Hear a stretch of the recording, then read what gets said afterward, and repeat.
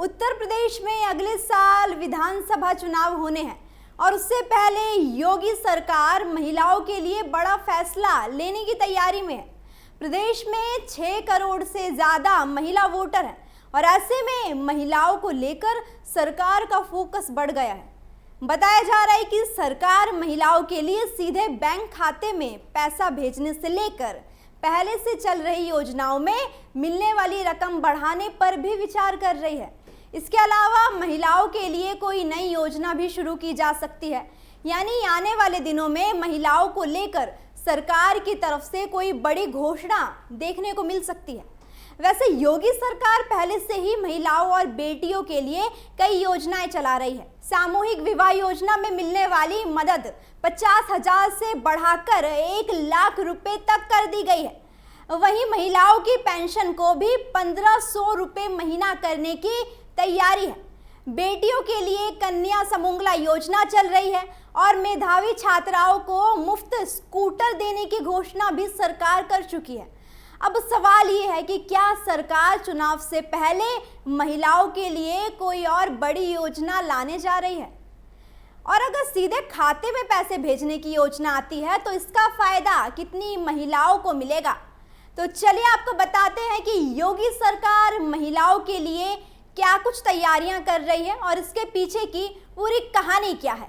देखिए ये report. UP चुनाव से पहले बीजेपी की बड़ी तैयारी, योगी सरकार का महिलाओं पर बड़ा फोकस, 6 करोड़ महिला वोटरों पर नजर। उत्तर प्रदेश में महिलाओं को अपने पैरों पर खड़ा करने के लिए स्वयं सहायता समूहों पर खास जोर दिया जा रहा है। सरकार का लक्ष्य है कि स्वयं सहायता समूहों से 3 करोड़ महिलाओं को जोड़ा जाए। इसके साथ ही 1 करोड़ महिलाओं को लखपति दीदी बनाने का लक्ष्य भी रखा गया है।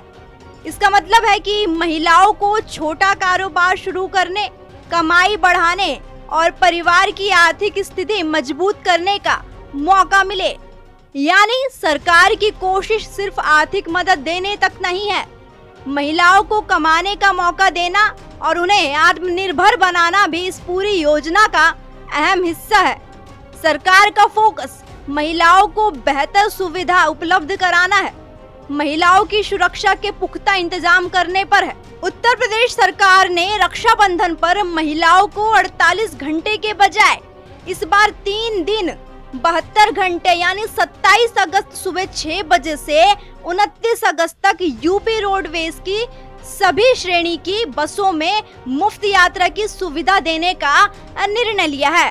बीजेपी की बात करें तो महिलाओं को अपने साथ जोड़ने की रणनीति उसके लिए कोई नई नहीं है। अलग अलग राज्यों में पार्टी ने महिलाओं के लिए सीधे आर्थिक मदद और कल्याणकारी योजनाओं को चुनावी रणनीति का अहम हिस्सा बनाया है। इससे पहले भी मध्य प्रदेश में महिलाओं के खाते में सीधे आर्थिक मदद देने वाली योजना का बड़े स्तर पर इस्तेमाल हुआ। बिहार और महाराष्ट्र में भी महिलाओं को आर्थिक मदद देने वाली योजनाएं चुनाव से पहले चर्चा में रही और बीजेपी ने इन योजनाओं को अपने पक्ष में जोर शोर से रखा। अब ये रणनीति उत्तर प्रदेश में भी दिखाई दे सकती है। अगले साल होने वाले विधानसभा चुनाव से पहले बीजेपी की कोशिश होगी कि महिलाओं के बीच सरकार की योजनाओं का असर और मजबूत किया जाए। यानी सवाल सिर्फ किसी नई योजना का नहीं है। बीजेपी का बड़ा दाव ये है कि महिलाओं को सीधे फायदा मिले, सरकार के काम का असर उनके घर तक पहुंचे और इसका फायदा पार्टी को चुनाव में भी मिल सके। तो कुल मिलाकर बीजेपी की रणनीति साफ दिखाई देती है, महिलाओं को योजनाओं का सीधा फायदा देकर उनके बीच सरकार का भरोसा मजबूत करना। मध्य प्रदेश, बिहार और महाराष्ट्र में इस तरह की रणनीति देखने को मिली और अब यूपी में भी इसी मॉडल को लेकर चर्चा तेज है।